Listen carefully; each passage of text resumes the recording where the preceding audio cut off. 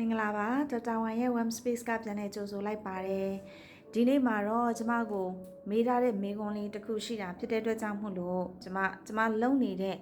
့လေ့ကျင့်ခန်းလေးတွေပေါ့နော်လေ့ကျင့်ခန်းလေးတွေဆိုတာကနီလန်းလေးတွေပေါ့အဲ့ဒါလေးတွေကိုမျှဝေပေးရင်းနဲ့ဖြည့်ပေးလိုက်ပါမယ်စိတ်တည်ငြိမ်အောင်ဘယ်လိုလုပ်ရမလဲတဲ့အဲ့တော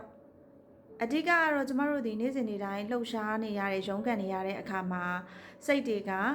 ကဖိစီးမှုတွေများတယ်စိတ်ပင်ပန်းနွမ်းနယ်မှုတွေများတယ်အဲ့တော့စိတ်ကမတည်ငြိမ်ဘူးပေါ့နော်စိတ်မတည်ငြိမ်ဘူးအဲ့တော့မတည်ငြိမ်တဲ့အခါမှာကိုယ့်ရဲ့လုပ်ငန်းကိုင်ငန်းတွေပဲဖြစ်ဖြစ်ကိုယ်ဆုံးဖြတ်ချက်ချမယ့်အရာတွေပဲဖြစ်ဖြစ်မှာတဲ့အရန်ကိုမှအမှားအယွင်းတွေဖြစ်တယ်ပေါ့အဲ့တော့အမှားအယွင်းတွေဖြစ်တဲ့အခါမှာကျမတို့ဘာကြောင့်လဲဆိုတဲ့အခါကျတော့စိတ်တွေကအခုပြစ္ဆုတ်ပံကာလမှာမရှိလို့ပထမဦးဆုံးနီလန်တစ်ခုအနေနဲ့ကတော့ mindful breathing ကိုပြောပြချင်တယ် mindful breathing ဆိုတာကအသက်ရှူလေ့ကျင့်ခန်းအဲ့တော့အသက်ရှူလေ့ကျင့်ခန်းဆိုတော့အသက်ကရှူနေတာပဲဆရာမရေလို့တော့ပြောနိုင်တယ်ဒါပေမဲ့ရှူနေကြပုံစံအတိုင်းမဟုတ်ဘဲနဲ့ကိုကလိုက်သိနေတာเนาะရှူတာကိုလိုက်သိနေတာဖြစ်တယ်အဲ့တော့နှာခေါင်းကနေပြီးတော့အသက်ကိုရှူသွင်းလိုက်ပြီးတဲ့အခါမှာကျမတို့ဘာနဲ့ပြန်ထုတ်မလဲဆိုလို့ရှိရင်ပါးစပ်ကနေပြီးတော့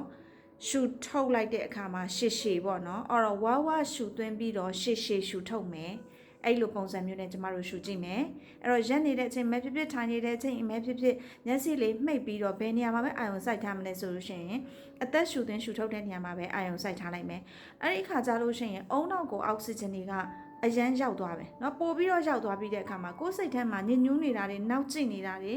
စိတ်လှုပ်ရှားနေတာတွေကိုချက်ချင်းကျသွားစေပါတယ်အဲ့ဒါကို practice လုပ်ကြည့်ပါနောက်နည်းနဲ့တစ်ခုကတော့ကျွန်မ grounding method ဆိုတာကိုပေးချင်တယ် grounding method ဆိုတာကဘာလဲဆိုတော့5 4 3 2 1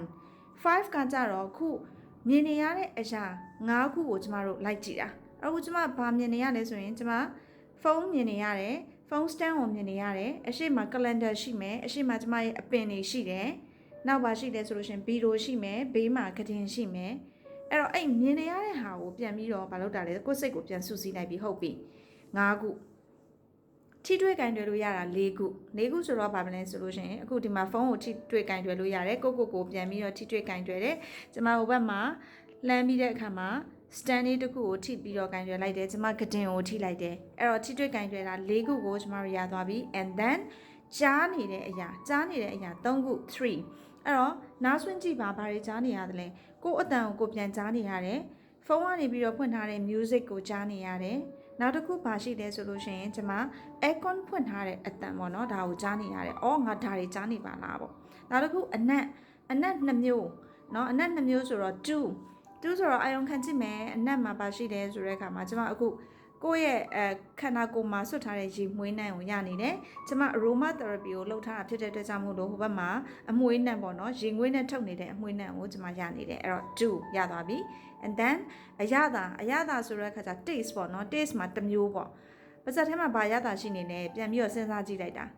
က်တော့အော်ခုနကကျွန်မဘာစားလာလဲဆိုလို့ရှိရင်ပူရှိန်လိုဟာမျိုး mint တစ်ခုကိုစားရတယ်ဆိုတော့အထဲထဲမှာရှိန်နေတဲ့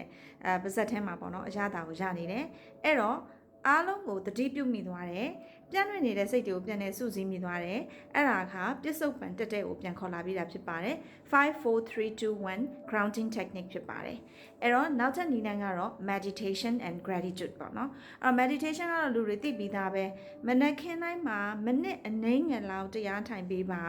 ဖုန်းကိုအရင်ဆုံးကောက်မကင်ပါနဲ့ဘာလို့ပါလဲဆိုလို့ရှိရင်တရားထိုင်မှာ9မိနစ်ဆိုလဲ9မိနစ်10မိနစ်ဆိုလဲ10မိနစ်အဲ့ဒါဟာဘာနဲ့ဆက်ဆက်မှုရှိလဲဆိုရင်ခုနကတော့ mindful breathing နဲ့ဆက်ဆက်မှုရှိပါတယ်เนาะအဲ့တော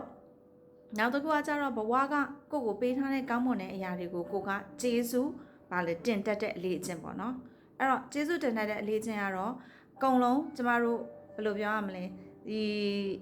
ီတည်ရှိနေတဲ့အရာတွေအကုန်လုံးကိုကျမတို့ကျေးဇူးတင်လို့ရတယ်เนาะချရေးလို့လည်းရတယ်အဲ့တော့ကြိုက်တယ်လို့လုပ်ပါအဲ့လိုမျိုးတွေလှုပ်ပေးလာခြင်းအပြင်ကိုယ့်ရဲ့အစွဲအလန်းတွေတပြေးပြေးနဲ့ကျလာမယ်အစွန်းမြင်တဲ့စိတ်တွေတပြေးပြေးနဲ့ကျလာပြီးတဲ့အခါမှာစိတ်ကပိုပြီးတော့တည်ငြိမ်လာမှာဖြစ်ပါတယ်အဲ့တော့တည်ငြိမ်ခြင်းဆိုတာဘဝရဲ့ခွန်အားပေါ့နော်အရှိကိုဆက်သွားဖို့အတွက်ခွန်အားဖြစ်တယ်ဒါပေမဲ့တခုတော့ရှိပါတယ်အချိန်ချင်းလေ့ကျင့်မှရပါတယ်ဒီနေ့လေ့ကျင့်ပြီးတော့ဒီနေ့ချက်ချင်းဖြစ်မသွားပါဘူးအဲ့တော့ကျမတို့စလိုက်ကြည့်ရအောင်ပေါ့နော်ဒီနေ့ပဲစလိုက်ကြမယ်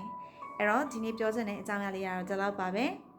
ဲဒီအားရလေးကအကျိုးတစုံတရာရှိသွားစေခဲ့တယ်ဆိုလို့ရှိရင်တော့ like and share လုပ်ခြင်းဖြင့်ညှဝေနိုင်ပါတယ်